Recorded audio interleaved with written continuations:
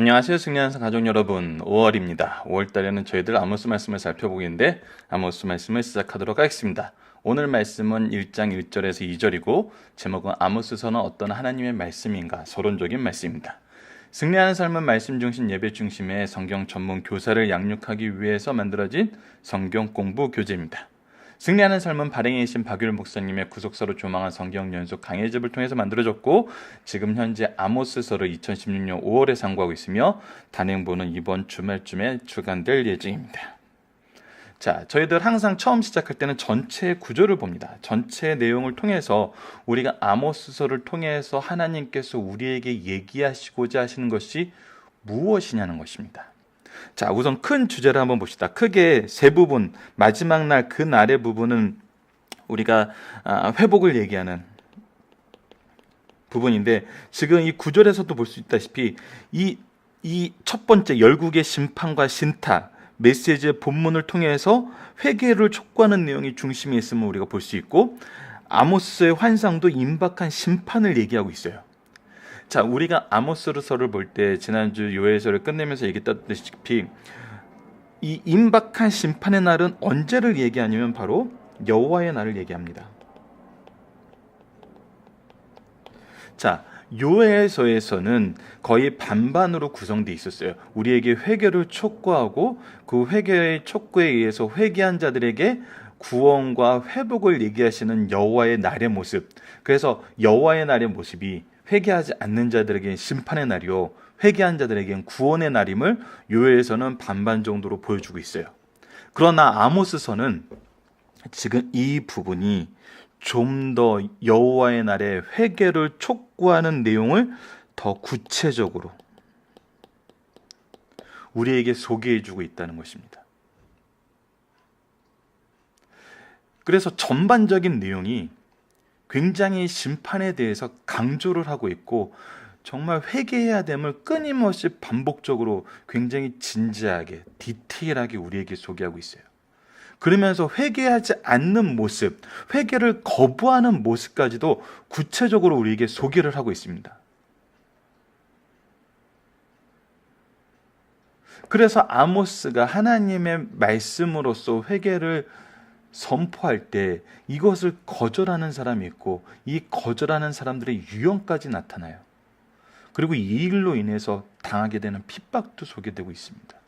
그럼에도 불구하고 끝까지 하나님의 뜻을 전하는 아모스 선지자의 모습을 통해서 구속사의 능력 있는 일꾼의 모습,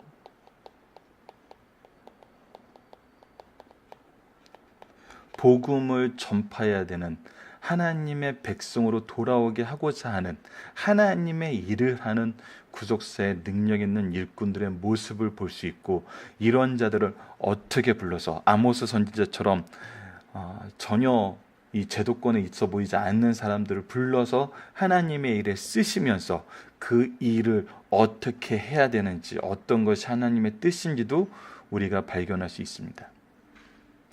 그래서 부탁드리고 싶은 거는 아모스 말씀은 굉장히 이 회개에 대한 선포가 심도 있게 진지하게 지속적으로 거의 전체 말씀을 통해서 소개되고 있어요. 그러나 이것을 무섭다고 어렵다고 또 이것이 거칠다고 이것이 내 뜻에 맞지 않는다고 너무나 이 심판에 대한 강조가 있다고 이것을 여러분 거북해하지 마시고 이 내용은 우리가 요엘서 말씀을 통해서 임박한 심판 때가 오기 전에 회개하여서 우리를 구원하시고자 하시는 하나님의 사랑의 메시지, 사랑으로서 우리를 경고하시는 메시지로 받아들이고 무엇을 소망해야 되냐면 여호와의 날을, 이 날이 우리에게 구원과 회복이 이루어지는 날임을 소망하는 마음에서 이 말씀을 들으셔야 돼요. 그리고 우리가 이 말씀을 또 전해야 되잖아요. 우리는 말씀 리더들이에요. 우리가 말씀을 가르쳐야 될 하나님께서 먼저 우리를 선택하시고 세우시고 이 말씀의 은혜를 주셨던 사람이에요. 그러면 이 말씀을 어떻게 전해야 하는가? 대해서 아모스서에서 우리가 확인하게 될 건데, 이 부분은 마치 우리가 이미 작년에 상고했던 사도행전에서 사내들인 공의에 끌려가서 그곳에서 말씀을 전하지 말라고 윽박하는, 예수 그리스도의 복음을 전하지 말라고 윽박하는 이 사내들인 공의의 이 지혜자들 앞에서 무식한 줄만 알았던 베드로가 하나님 말씀으로 하나님의 뜻을 선포하는 그 내용에 대한 부분이 투영되고 있음을 볼 수 있어요. 그래서 우리의 말씀을 전하는 자들의 자세도 우리가 바로 아모스서를 통해서 확인했으면 합니다.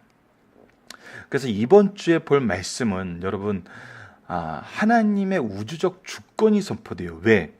하나님은 이스라엘의 하나님만 된 게 아니에요. 하나님은 우리 하나님을 믿는 사람들의 하나님만이 아니에요.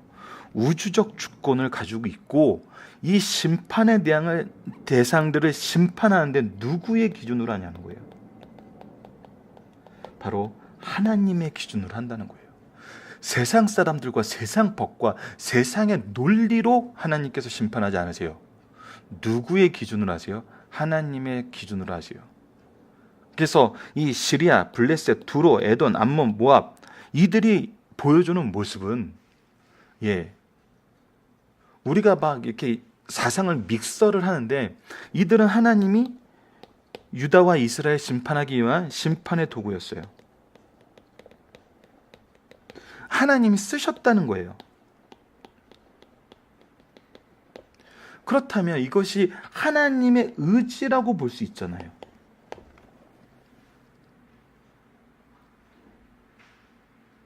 그런데 이들이 왜 심판의 대상이 되냐는 거예요. 왜 심판의 도구로 하나님의 의지를 발현한 사람인데 왜 심판의 대상이 되냐는 거예요.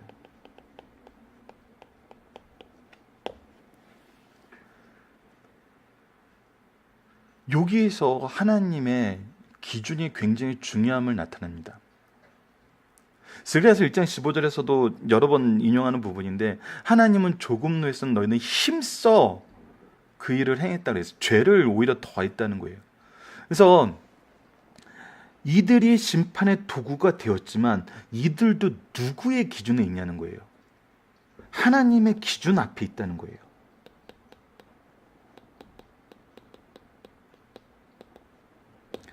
그래서 우리가 특권의식을 가지고 무도하게 행동하는 것, 내가 재판장이 되고 내가 주권자가 되는 것은 하나님의 질서 안에서는, 그래서 내가 주권자가 돼서 내 마음대로 하는 것은 하나님의 질서 안에서는 다 죄예요.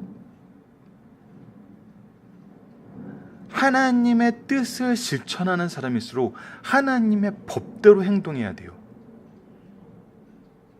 근데 이 심판의 도구로 쓰였던 자들이 심판의 대상이 된 이유는 뭐냐면, 그들이 하나님의 기준에서 여전히 죄를 범하고 있다는 거예요.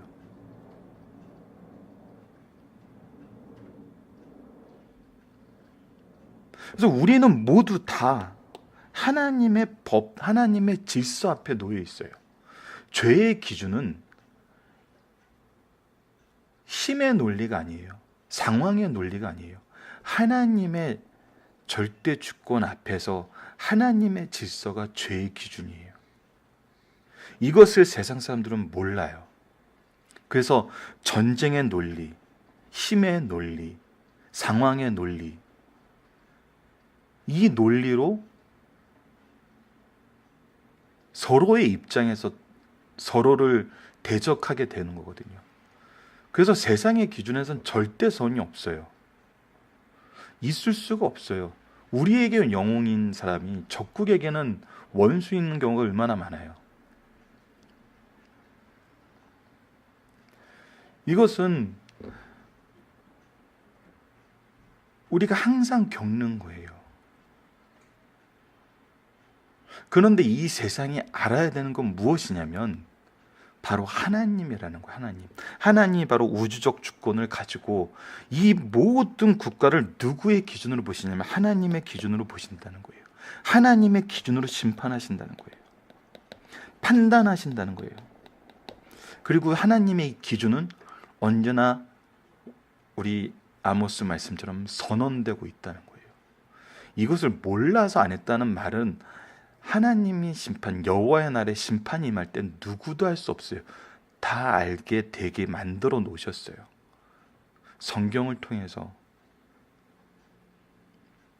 하나님의 뜻을 이미 드러내셨고 이 말씀을 전하는 주의 종들을 세워 놓으셨어요. 그리고 역사가, 자연이 이것을 증명하고 있어요. 그래서 무엇을 알아야 한다? 이스라엘의 하나님의 심판을 피할 수 없음을 알아야 되는 것이 이번 주에 우리가 살펴볼 부분이에요. 근데 여기서 더욱더 중요한 건 뭐냐면, 목사님 강의 집에 이스라엘을 괴롭히고는 유다를 괴롭히는 시리아, 블레셋, 두로, 에돔, 암몬, 모압의 심판을 하나님께서 먼저 선포하세요. 이 선포를 들은 유다와 이스라엘이 얼마나 기분 좋겠어요. 특히 이 아모스 선지자는 이스라엘에서 활동하던 선지자예요. 그래서 이스라엘의 심판을 제일 마지막에 얘기하는 이유가 뭐냐면,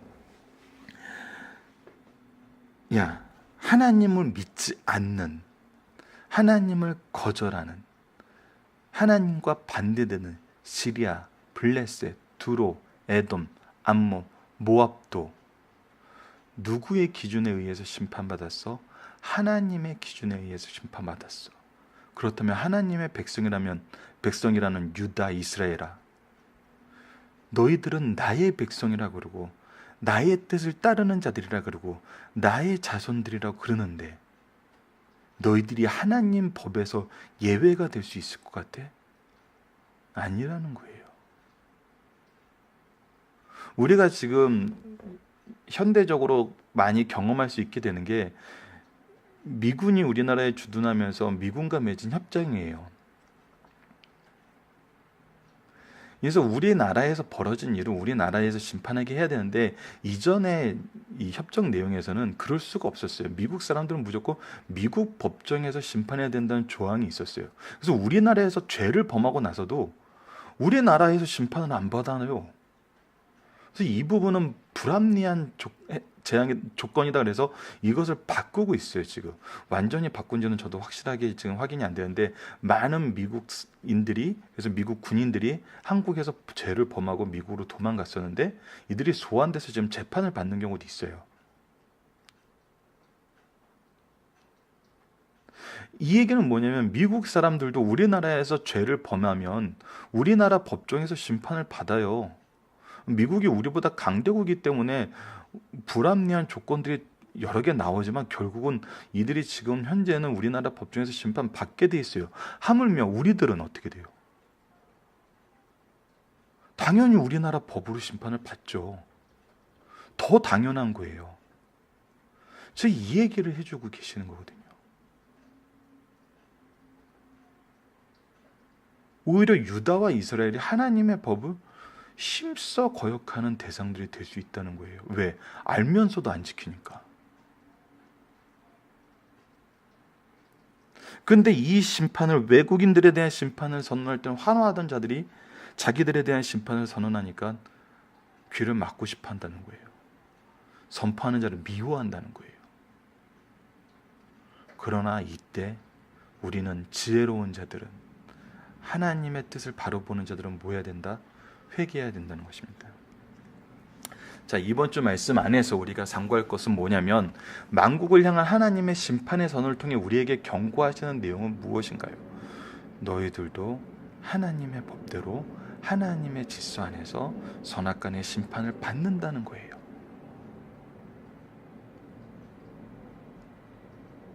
하나님의 사랑은 죄를 묵인하는 게 아니에요. 우리를 그냥 죄인 된 상태에 놓는 것이 아니에요. 부모의 사랑은 자녀들이 죄를 지었을 때 그 죄를 그냥 넘어가 주는 게 아니에요. 자기의 파워로 이 죄를 덮어주는 게 아니에요. 죄에서 벗어나게 하는 것이 부모의 본래 모습이에요.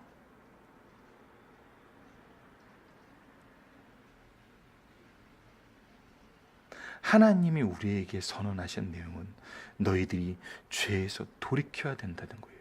이 경고의 말씀이 이번 주 말씀을 통해서 우리가 확인해야 될 부분입니다. 이 부분을 계속적으로 확인해 보도록 하겠습니다. 자, 오늘은 서론적인 말씀으로 아모스서는 어떤 하나님의 말씀이냐는 거예요.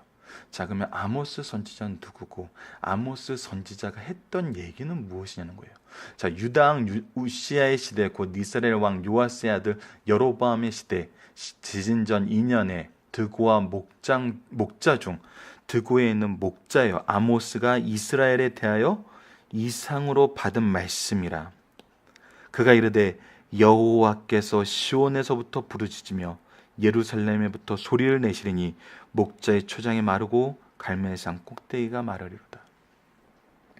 하나님께서 이상으로 목자였던 아모스에게 이스라엘에 대하여 얘기하게 하신 내용이 바로 아모스서의 말씀이라는 거예요.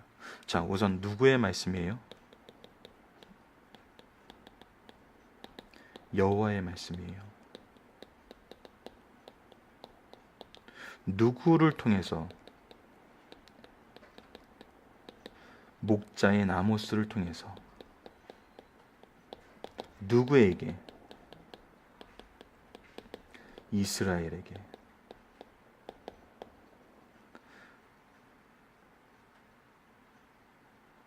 무엇을?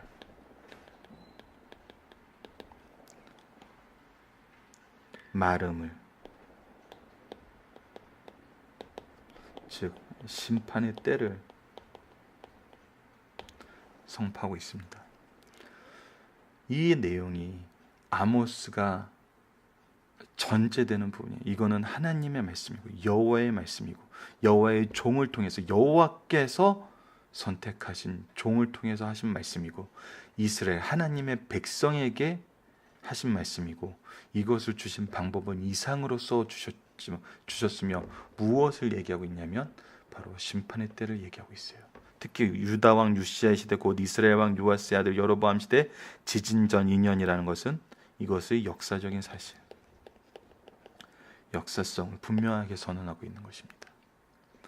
자, 중심 사상을 보도록 하겠습니다.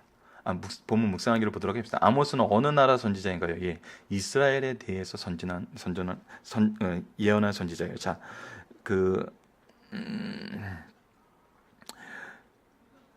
다윗 왕국 이후에 소선지자들이 활동을 하는데 여기 아래쪽은 유다고, 유다는 좀 더 길죠. 위쪽은 이스라엘이에요. 우리가 지난달에 상고한 요엘서가 거의 소선지서 가운데는 가장 역사적으로 앞부분에 있어요.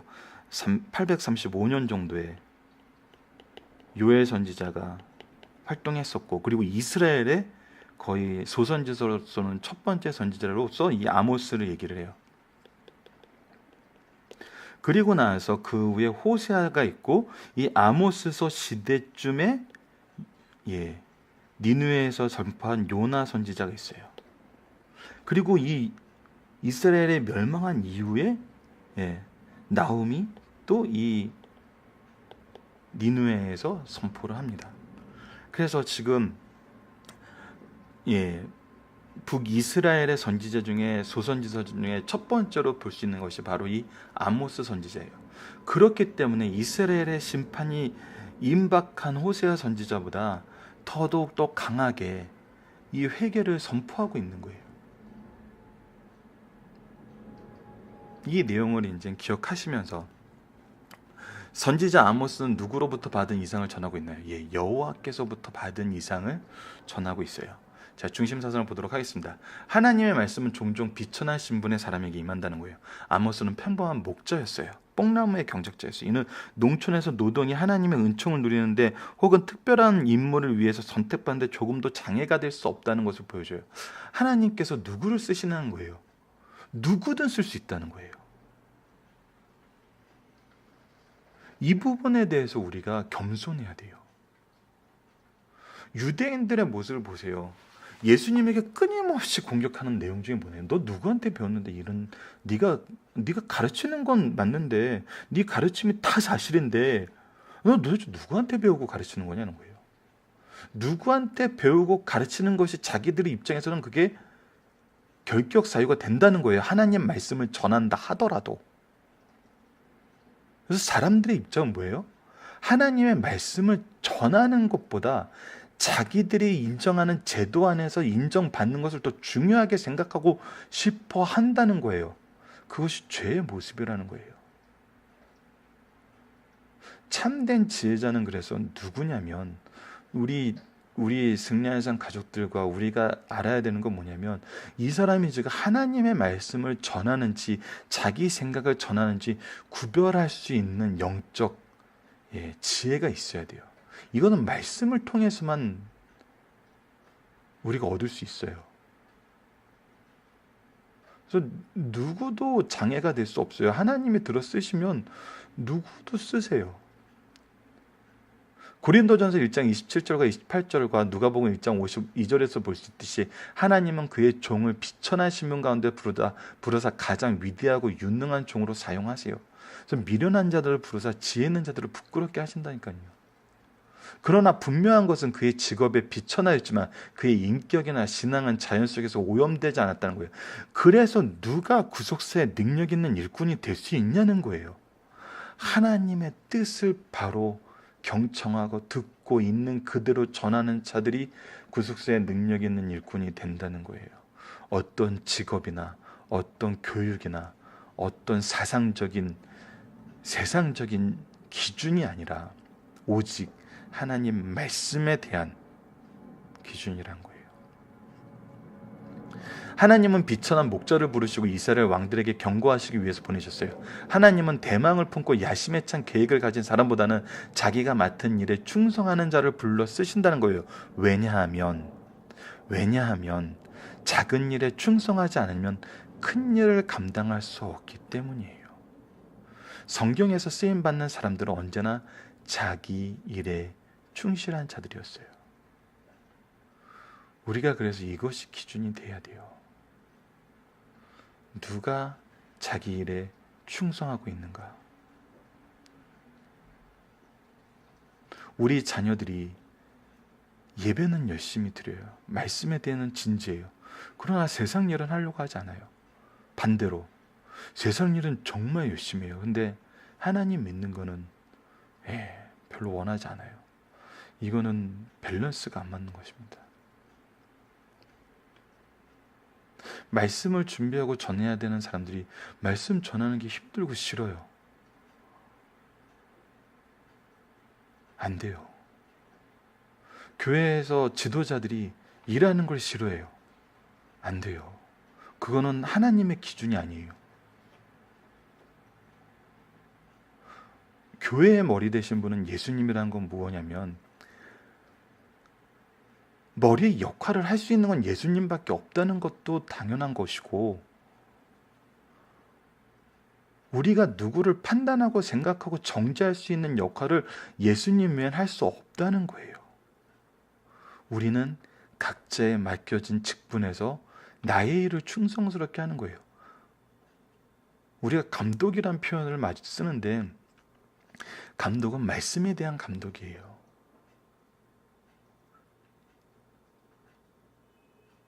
누구를 하나님 안에서 공정한 권징은 있어야 돼요. 그러나 이 권징이 파워를 얘기하는 게 아니에요. 나는 감시하는 역할만 하는 것이 내 일이다라는 그런 교회는 그런 자리 없어요. 우리를 감찰하시고 판단하시는 분은 하나님뿐이세요. 다 수고하는 자예요. 근데 어느 위치에 놓이면은 수고는 사라지고 비평하고 판단하는 것이 자기 일인 양 생각하시는 분들이 있는데 그거는 사회에서는 그런 위치가 있어요. 그리고 그런 자리가 중요해요. 근데 하나님의 조직에서는 아니에요. 가정과 교회에서는 아니에요. 아버지가 아무 일도 안 하면서 자식들에게 잔소리만 한다고 생각해 보세요. 부인들에게 반찬 투정만 해요. 나가서 일은 안 해요. 아니에요. 그런 건 하나님이 주신 모습이 아니에요. 하나님이 주신 모습은 가정의 모습, 교회의 모습은 우리 창세기와 사도행전을 통해서 확인할 수 있어요. 충실한 자들이에요. 항상. 마태는 세관에서, 베드로는 배에서 일하다가 부르심을 받고 사도가 되었어요. 예수님도 이 하나님의 기준과 동일하게 일을 하셨어요. 하나님은 매일 자신에게 주어진 일에 충실하고 하나님께 미래를 의뢰하는 자를 높이신다는 거예요. 물론 높이는 일이 동쪽에서나 서쪽에서 말미암지 아니하며 남쪽에서도 말미암지 아니하고 오직 재판장이신 하나님이 이를 낮추시고 저를 높이시느니라. 하나님이 하시는 일이에요. 재판장은 오직 하나님뿐이세요.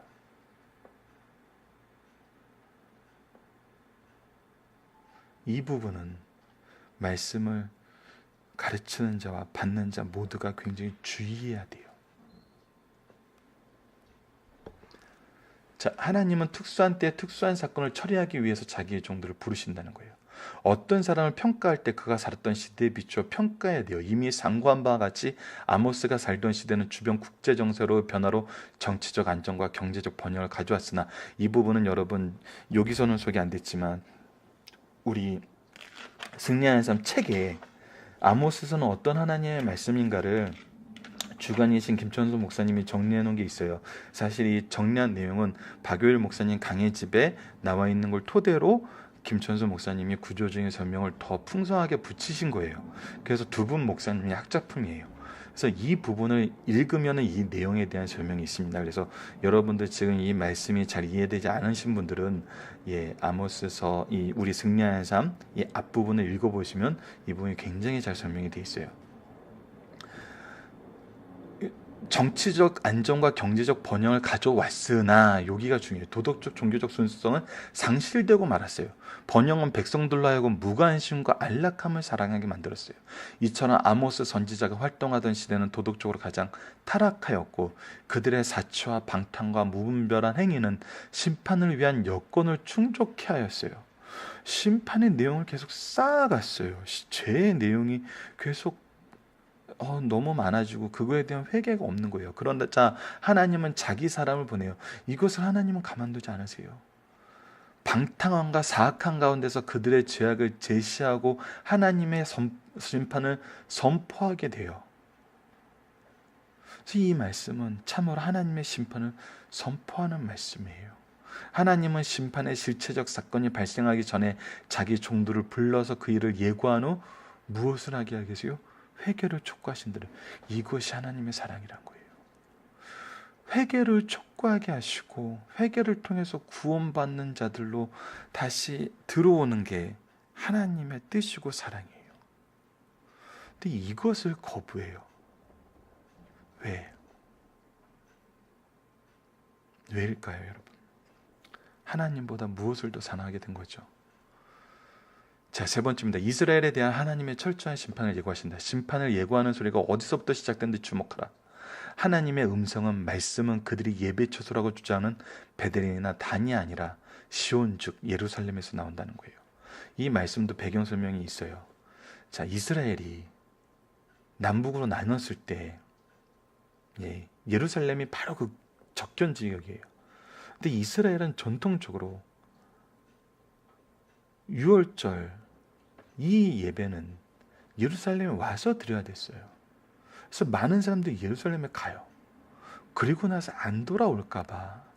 왜냐하면 그곳에서 한 달 이상 머무는 경우가 많거든요. 그래서 그 지역에서 남유다에서 머물러 둘러 살게 될까 봐 이것이 싫어서 베델과 단에 제단을 세우고 이곳이 하나님의 성소라고 선포를 하고 예배의 장소를 하나님의 뜻이 아닌 이제 자기네들 뜻대로 바꾸기 시작했어요. 그런데 하나님께서는 하나님의 말씀이 선포되는 곳이 시온 즉 예루살렘에서 나온다고 얘기하시므로 하나님의 중심, 하나님의 뜻이 어디 있는지를 분명히 얘기를 해주시고 이것은 하나님의 뜻의 기준을 하나님의 뜻을 하나님의 질서를 바로 우리가 받아들여야 된다는 걸 가르쳐주고 있어요. 그러므로 그들은 베델이나 단에서 제단을 세우지 말았어야 한다는 거예요. 그 심판의 소리가 어디까지 퍼지는가? 남방 낮은 초장에서부터 북방 맨 끝이요 높은 산인 갈멜산까지 미친다는 거예요. 하나님의 뜻은 전국에 선포된다는 거예요. 온 유다와 이스라엘을 심판하셨다는 선언이에요. 그 분노가 너무나 강력하여 여호와께서 부르신다고 표현했어요. 여기서 부르짖는다는 것은 원어로 사제의 부르짖음을 가르쳐요. 두려운 심판. 이곳에서 벗어날 수 없음을 얘기해요. 이처럼 하나님의 심판은 막을 수도 피할 수도 없음을 분명히 알려주고 있습니다. 여러분, 살펴보기 정답은 카페를 통해서 확인해 주시고요. 적용하기 문제입니다. 구속사의 중심 일꾼은 어떤 사명을 가진 사람인가요? 바로 하나님의 뜻을 선포하는 사람입니다. 하나님의 뜻, 하나님의 심판, 하나님의 회개를 선포하는, 이것은 우리가 여호와의 날로 이미 요엘서에서 상고했던 것처럼 예수님의 재림 때까지 구속사의 중심된 일꾼들이 해야 되는 일이에요. 이 시대의 아모스, 이 성경이 적혀졌던 이 시대의 아모스만 하는 것이 아니라 우리도 해야 되는 일임을 기억하시면서 이 일을 준비하시는, 또 이 일을 누구처럼 해야 되냐면 아모스 선지자처럼, 더 나아가서 예수님처럼 이 사명을 감당하는 우리 승리의 산 가족 여러분들 되었으면 합니다. 말씀을 기초로 기도하기를 통해서 마치겠습니다. 하나님, 우리가 주님의 경고를 듣는 것이 하나님이 우리를 사랑하시는 증거임을 깨닫게 하여 주시고, 그 경고의 목소리에 귀를 기울이며 회개와 회복의 은혜를 가정과 교회에서 먼저 경험할 수 있도록 인도하여 주시고, 이 일에 쓰임받는 주의 종이 되게 하여 주소서. 예수님 이름으로 기도드립니다. 아멘.